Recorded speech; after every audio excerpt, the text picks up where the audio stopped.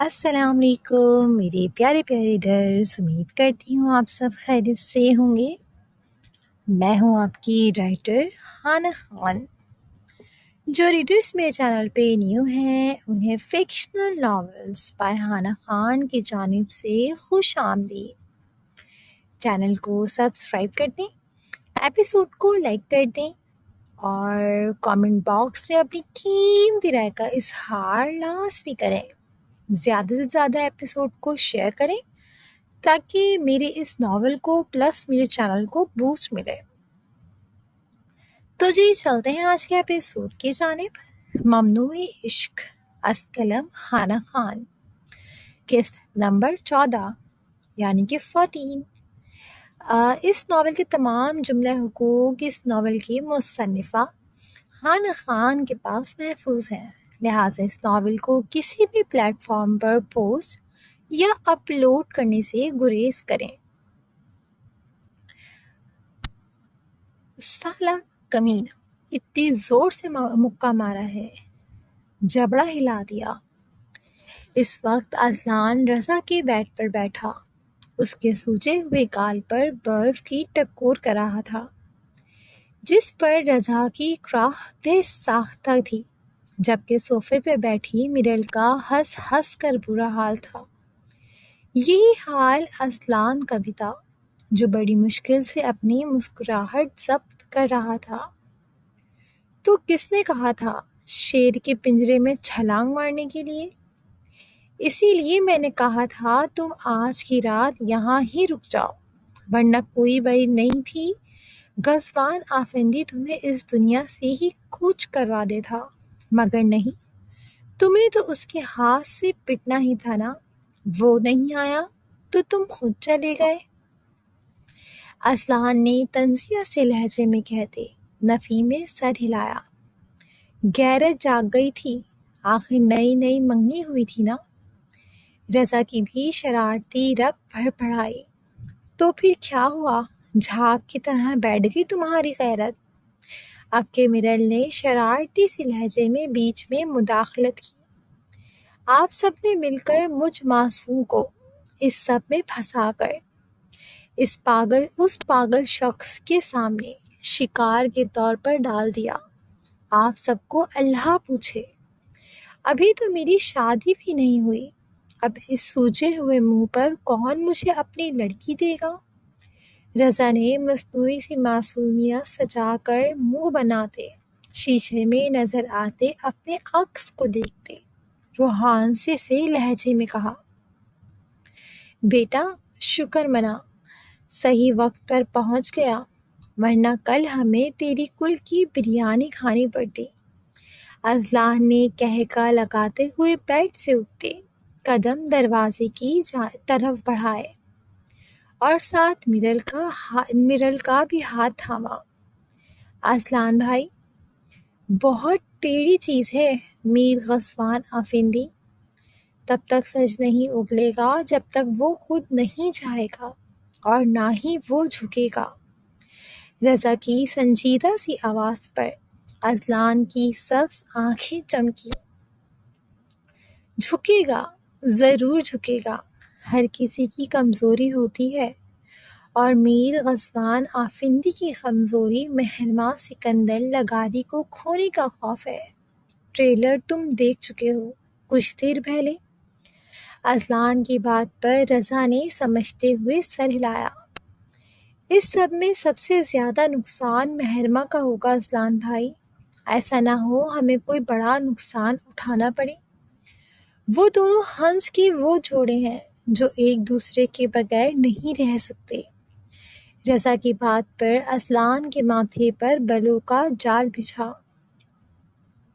یہ بات اس پاگل انسان کو خود سمجھنی چاہیے، وہ خود ضد لگا رہا ہے، انجام تو بھگتنا پڑے گا، لیکن اس سب میں میری بہن کو کچھ ہوا تو یقین جانو میر غزوان آفندی میرے ہاتھوں سے ضائع ہو جائے گا۔ اذلان کی بے تاثر سی آواز میں کہے گئے الفاظوں پر جہاں میرل نے پریشانی سے رضا کی جانب دیکھا، وہیں رضا نے بھی اپنے لب بیچے جبکہ اذلان پھر کوئی دوسری بات کیے بغیر ہی رضا کو شب بخیر کہتے میرل کو لیے روم سے نکلتا چلا گیا۔ غنی، تم نے سگریٹ پی ہے؟ اور یہ کیا حشر کیا ہوا ہے کمرے کا؟ یہ کیا پاگل پن ہے؟ نازلی بیگم جو دوپہر کے 12 بجے غزوان کو اٹھانے اس کے روم میں آئی تھیں، دروازہ کھولتے ہی ان کا دماغ چکرا سا گیا۔ وجہ غزوان کے روم میں سگریٹ کا بھرا ہوا دھواں تھا، جو اس کی کل پوری رات سخت سگریٹ نوشی کرنے کا گواہ تھا۔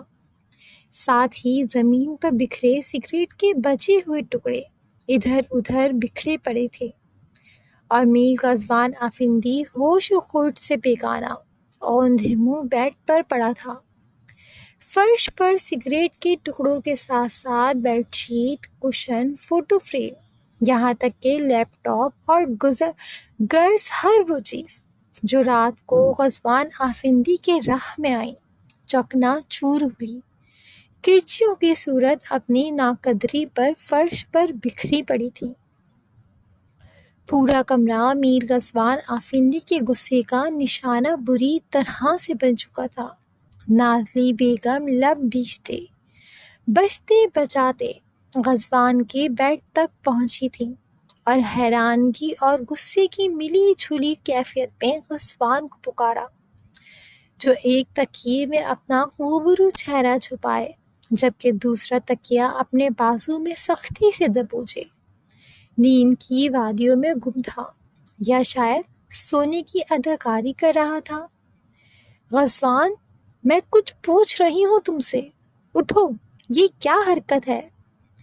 نازلی بیگم نے اب کے اس کے پاس بیٹھتے اسے بری طرح کندھوں سے پکڑتے جھنجھوڑا تھا، جس پر غزوان نے اپنی سرخ ہوتی سیاہ نم آنکھیں سامنے کھلی کھڑکی سے نظر آتے باہر کے منظر پر ٹکا دیں۔ دماغ کے دریچوں پر کل کا پورا منظر کسی فلم کی مانند چلا، اور پھر محرمہ کے کہے گئے الفاظوں نے دل کو جیسے بے دردی سے کچلا تھا۔ غنی، اب کے نازلین بیگم نے اس کے بالوں میں نرمی سے انگلیاں پھیرتے نرمی سے مخاطب کیا، جس پر غزوان نے اپنی نم ہوتی آنکھوں کو سختی سے مچا۔ غنی، تم ٹھیک ہو؟ کوئی بات ہے جو تمہیں پریشان کر رہی ہے؟ کیا کوئی ایسی بات ہے جو تم ہم سب سے چھپا رہے ہو؟ نازلی بیگم نے آخرکار وہ بات کہی جو انہیں کب سے پریشان کر رہی تھی۔ نہیں موم، میں ٹھیک ہوں، آپ پریشان مت ہو۔ غزوان نے نرمی سے ان کا ہاتھ تھامتے لبوں سے لگایا، جبکہ رخ اس کا اب بھی دوسری طرف تھا۔ تم ٹھیک ہو تو یہ کیا حالت کی ہوئی ہے تم نے کمرے کی؟ تم نے سگریٹ نوشی کی ہے؟ کب سے چل رہا ہے یہ سب؟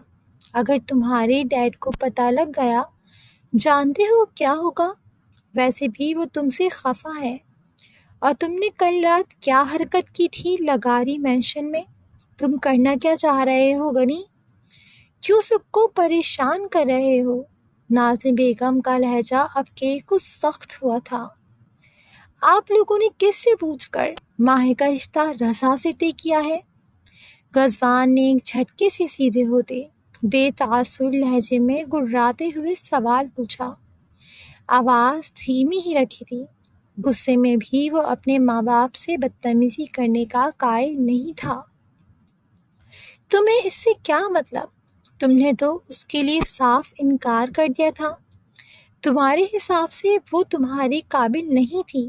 نازلی بیگم نے غزوان کو اس کے ہی الفاظوں کو واپس دہرا کر جیسے ہاتھ لگائے بغیر ہی تھپڑ مارا تھا۔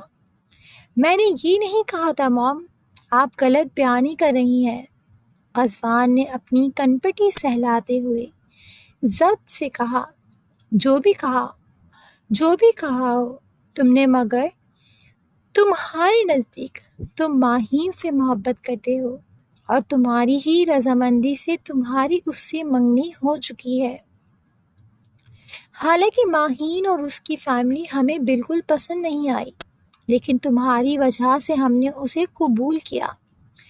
اور رہی بات محرمہ کی، تو اس کی زندگی اور اچھے برے کا فیصلہ کرنے والے سکندر بھائی صاحب ہیں۔ وہ ان کی بیٹی ہے، وہ بہتر جانتے ہیں کہ محرمہ کے لیے کیا اچھا ہے اور کیا برا۔ نازلی بیگم کا لہجہ اب کے نرم تھا۔ آپ لوگ جان بوجھ کر مجھے اذیت پہنچانا چاہتے ہیں نا، تاکہ میں اپنے فیصلے سے پیچھے ہٹ جاؤں اور آپ لوگوں کی بات مان لوں۔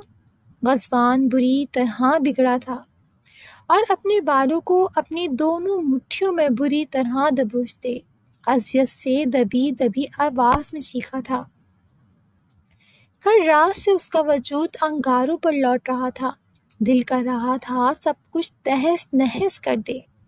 نہیں، ہم کچھ نہیں چاہتے، بلکہ تم خود سے پوچھو کہ تم کیا چاہتے ہو، نازلی بیگم نے اب کے سپاٹ سے لہجے میں کہتے اپنے قدم کمرے کے دروازے کی جانب بڑھائے۔ موم، سکندر انکل کو بولیں وہ یہ منگنی ختم کر دیں پلیز۔ میں ماہی کو کسی اور کے ساتھ سوچ بھی نہیں سکتا، وہ میری ہے۔ غزوان کا لہجہ اب کے بچپن کی طرح التجائی سا تھا، جس میں ضد کا عنصر صاف واضح تھا، جیسے بچپن میں ہوا کرتا تھا۔ تم ماہین، اس کا کیا؟ تم تو اس سے محبت کے دعوے دار ہو نا؟ نازلی بیگم نے پلٹے بغیر ایک اور سوال داغا۔ پلیز موم، آپ تو سمجھے میری بات کو۔ غزوان نے لب بھیجتے بے بسی سے جیسے منت سی کی تھی۔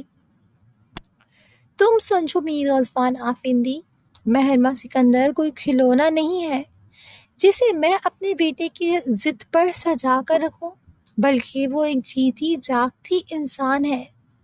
جب تم اس سے شادی سے انکار کر چکے ہو تو پھر وہ کسی سے بھی کرے، تمہیں اس سے کیا؟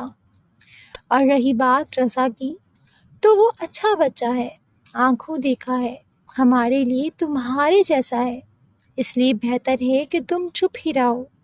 سب کچھ تمہاری مرضی سے نہیں ہوگا، اور ویسے بھی ابھی محرمہ اپنی مرضی سے بیرون ملک چلی گئی ہے، جب واپس آئے گی تو اس کے بعد شادی کی تیاریاں شروع ہوں گی۔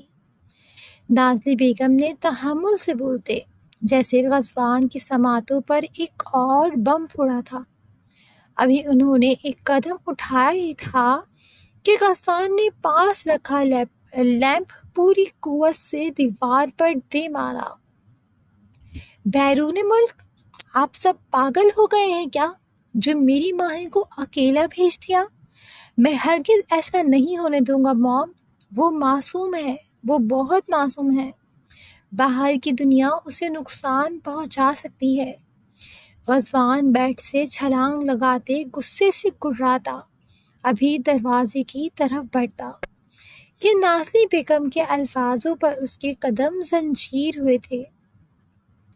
غنی، اگر تم لغاری مینشن جا رہے ہو تو اس کا کوئی فائدہ نہیں ہے، محرمہ صبح کی پہلی فلائٹ سے جا چکی ہے، اور ویسے بھی تمہارے نزدیک اس میں اعتماد کی کمی ہے، وہ اپنے فیصلے خود نہیں لے سکتی، تو اب اسے اس کے حال پر چھوڑ دو، اسے اس کی مرضی سے جینے دو۔ میں نہیں جانتی کہ تم کیا کر رہے ہو یا کیا کرنا چاہ رہے ہو اور کس وجہ سے کر رہے ہو، مگر اس سب میں تم اس بچی کی ذات کا مذاق بنا چکے ہو، اس لیے بہتر ہے پہلے خود کے گریبان میں جھانکنے کی کوشش کرو کہ تم کیا چاہتے ہو، پھر کچھ کرنا۔ سپاٹ تاثرات سے اتنا کہتے نازلی بیگم کمرے سے نکلتی چلی گئی تھیں، جبکہ میر غزوان آفندی شکستہ سا زمین پر بیٹھتا چلا گیا۔ مجھے بتانا بھی ضروری نہیں سمجھا تم نے ماہی؟ وارے غزوان آفندی کے شکوے، غزوان نے کہتے ساتھ تیزی سے زمین پر پڑا موبائل اٹھایا اور محرمہ کا نمبر ڈائل کیا، جو فی الحال سوئچ آف آ رہا تھا، اور پوری قوت سے موبائل دیوار پر دے مارا، پھر سر تھامتے بری طرح گرایا۔ ماہی صرف میر کی ہے، ہر اس شخص کا نام و نشان اس دنیا سے مٹا دوں گا جس نے میری ماہی کو مجھ سے چھیننے کی کوشش کی۔ کہاں پھنس گیا ہوں ماہین جیلانی، تمہاری وجہ سے میری ماہی مجھ سے دور ہوئی ہے۔ جلد تمہیں تمہارے انجام تک نہ پہنچایا تو میرا نام میر غزوان آفندی نہیں۔ غزوان سرخ ہوتی آنکھوں اور اشتعال سے سرخ ہوتے چہرے کے ساتھ اٹھتا، تیزی سے واش روم کی جانب بڑھا۔ وہ مزید اس معاملے کو ڈیلے نہیں کر سکتا تھا، اسے کوئی بڑا نقصان اٹھانا پڑتا تو وہیں محرمہ نے نم آنکھوں سے جہاز کے باہر کا منظر دیکھا۔ اسے لندن پہنچنے میں ابھی بہت وقت درکار تھا۔ پھر اپنی آنکھیں واپس موند لی۔ زندگی میں سب کچھ پلان کے مطابق نہیں ہوتا۔ اکثر انسان حالات کے ہاتھوں مجبور ہوتے اپنی قسمت کا فیصلہ رب پر چھوڑ دیتا ہے، اور یہی محرمہ نے کیا تھا۔ کل جو کچھ ہوا اس کا گمان محرمہ نے اپنی اب تک کی زندگی میں کبھی بھی نہیں کیا تھا۔ پہلے اسے یہ جھٹکا لگا تھا کہ اس کے ڈیڈ نے اس کے لیے رضا کا انتخاب کیا ہے، اور پھر رضا سے منگنی، اور اس کے بعد غزوان کا کیا گیا تماشا۔ وہ یہ سمجھنے سے قاصر تھی کہ آخر غزوان چاہتا کیا ہے۔ اس نے خود اپنے کانوں سے اپنے لیے غزوان کا انکار اور اس انکار کی وجہ سنی تھی، ساتھ ہی یہ بھی کہ وہ ماہین سے محبت کرتا ہے۔ تو پھر وہ سب کیا تھا جو اس نے کل کیا تھا؟ وہ کیوں دیوانوں کی طرح برتاؤ کر رہا تھا؟ یہ اب تک کی زندگی میں پہلی بار تھا کہ محرمہ سکندر لگاری میر غزوان آفندی کو سمجھنے سے قاصر تھی۔ آج صبح بھی وہ غزوان سے ملے بغیر ہی ایئرپورٹ آ چکی تھی۔ اسے خود کو سنبھالنے کے لیے کچھ وقت درکار تھا۔ وہ فی الحال میر غزوان آفندی سے ہوئی ایک طرفہ محبت سے فرار چاہتی تھی، اور یہ تبھی ممکن تھا جب وہ غزوان سے دور رہتی۔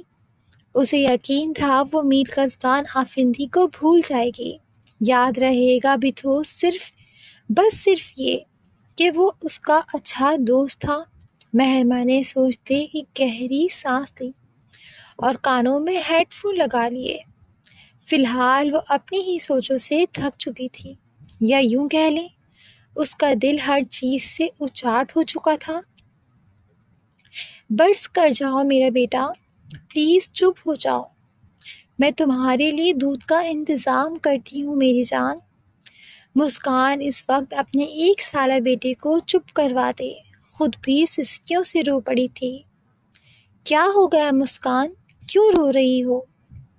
پیچھے سے جینی آنٹی کی آواز پر اس نے تیزی سے اپنے آنسو صاف کیے۔ وہ انہیں نہیں بتا سکتی تھی کہ اس کے بیٹے کو بھوک لگی ہے اور اس کے پاس فی الحال کچھ بھی نہیں۔ پہلے ہی ان کے اس پر بہت احسان تھے۔ لگ بھگ 3 ہفتوں سے مسکان اپنے 1 سالہ بیٹے رومان کے ساتھ مسز جینی رابرٹ کے گھر میں رہائش پذیر تھی، جو ایک ضعیف عورت تھی۔ مسکان سے ان کی ملاقات ہسپتال میں ہوئی تھی، جب وہ رومان کو ویکسینیشن کروانے گئی تھی، اور مسکان نے اپنے اچھے اخلاق اور رحم دل طبیعت کے باعث جب یہ دیکھا کہ اس ضعیف خاتون کے ساتھ کوئی گھر کا فرد موجود نہیں ہے، تو ان کی مدد کی تھی، جس پر انہوں نے مسکان کا شکریہ ادا کرنے کے ساتھ ساتھ یہ بھی کہا تھا کہ جب بھی تمہیں میری ضرورت ہو تو میں حاضر ہوں۔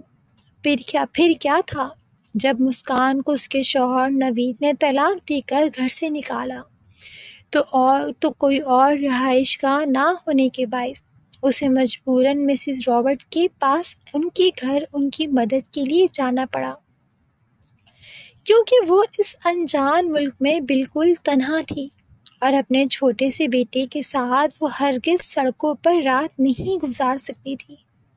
وہ جیسے ہی مسز رابرٹ کے گھر پہنچی تو انہوں نے اس کی توقع کے برعکس بہت زیادہ خوش اسلوبی سے اس کا ویلکم کیا تھا۔ مسز رابرٹ ایک کرسچن تھی جو اکیلی رہتی تھی۔ ان کے بچے اپنی اپنی زندگیوں میں مصروف تھے۔ مسز رابرٹ نے ہی اسے بتایا تھا کہ چونکہ اس کے بچے کی پیدائش لندن کی ہے تو اس کا باپ اب برطانوی شہریت رکھتا ہے، بیٹا برطانوی شہریت رکھتا ہے، اسی لیے اسے تب تک کوئی واپس پاکستان جانے کے لیے مجبور نہیں کر سکتا جب تک مسکان خود نہ جانا چاہے۔ اور پھر اس کے ویزا وغیرہ کے تمام پروسیس میں انہوں نے ہی اس کی مدد کی تھی، جبکہ نوید سے ڈائیورس کے پراپر پیپر ورکنگ میں بھی مسز رابرٹ نے اپنے ایک جاننے والے نامور وکیل کی مدد لی تھی۔ نوید فطرتاً ایک ڈرپوک شخص تھا، تو بجائے کورٹ کچہری کے چکر میں پڑنے کے وہ خاموشی سے پیچھے ہٹ چکا تھا، اور کچھ اس کی گرل فرینڈ مونا کا بھی اس میں ہاتھ تھا۔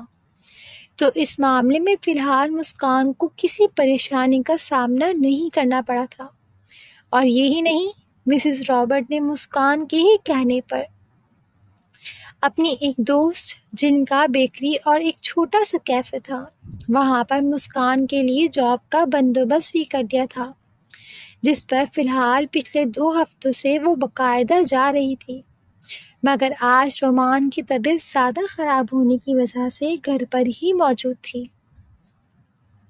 وہ آنٹی، رومان کو بھوک لگی ہے اور میرے پاس پیسے نہیں ہیں، مجھے تنخواہ مہینے کے آخر میں ملے گی۔ مسکان نے بے بسی سے روتے ہوئے اپنی پریشانی انہیں بتائی۔ تم پاگل ہو لڑکی، اتنی سی بات پر اتنے چھوٹے سے بچوں کو ترسا رہی ہو؟ یہ لو پیسے اور بچے کے دودھ کا بندوبست کرو۔ مسز رابرٹ نے انگریزی میں ہی اسے غصے سے جھڑکا، جبکہ ساتھ ہی ساتھ پیسے نکال کر اس کے ہاتھ پر رکھے۔ شکریہ آنٹی، میں تنخواہ ملتے ہی آپ کو واپس کر دوں گی۔ مسکان نے ہچکیوں کے درمیان ان کا شکریہ ادا کرنے کے ساتھ ساتھ شرمندگی سے ان سے پیسے تھامے۔ دیکھو لڑکی، یہ بات کی باتیں ہیں، ویسے بھی تم میرا خیال بھی رکھ رہی ہو اور تمہارے بیٹے کی وجہ سے میرا دل بھی لگا رہتا ہے، تو پریشان نہ ہو، اپنے اور اپنے بیٹے کے مستقبل کے بارے میں سوچو کہ آگے تمہیں کیا کرنا ہے۔ مسز رابرٹ نے مسکان کا سر تھپتھپاتے اپنے قدم اپنے کمرے کی جانب بڑھا دیے، جبکہ مسکان نے تشکر بھری نظروں سے ان کی غائب ہوتی پشت کو دیکھا۔